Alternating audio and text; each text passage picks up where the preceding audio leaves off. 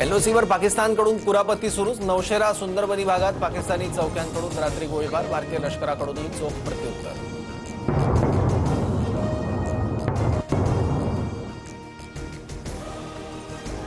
माजी पाकिस्तानी कमांडो हाशिम मुसा पहलगाम हल्ल्याचा मास्टरमाइंड। मुसाने स्थानिक दहशतवाद्यांसह हल्ला घडवून आणला। लष्कर ए तैयबाने हाशिम मुसाला प्रशिक्षण दिल्याची माहिती। पहलगाममधील हल्ला पाकचा लष्कर प्रमुख मुनीरच्या आदेशावरून कार्यकाळ वाढवून घेण्यासाठी मुनीरनं भारताविरुद्ध तणाव निर्माण केला। ज्येष्ठ पाकिस्तानी पत्रकार आदिल राजा यांचा मोठा दावा।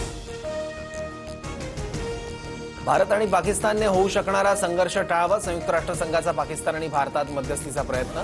पहलगाममधील दहशतवादी हल्ल्याचा निषेध व्यक्त। पाकिस्तानी नागरिकांनी भारतातून परतण्याची मुदत संपली। अटारी सीमेमार्गे आतापर्यंत 780 नागरिक पाकिस्तानात परतले। भारतीय नातेवाईकांना भावनिक निरोप देत घरवापसी। जम्मू काश्मीरच्या बांदीपुरातून 3 दहशतवाद्यांना अटक। 3 ग्रेनेड, 1 मॅगझीन आणि 17 गोळ्या पोलिसांकडून जप्त। अधिक तपास सुरू।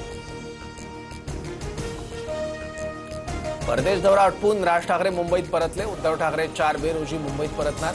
युतीसाठी ठाकरे बंधूंचं पुढचं पाऊल काय, याकडे लक्ष।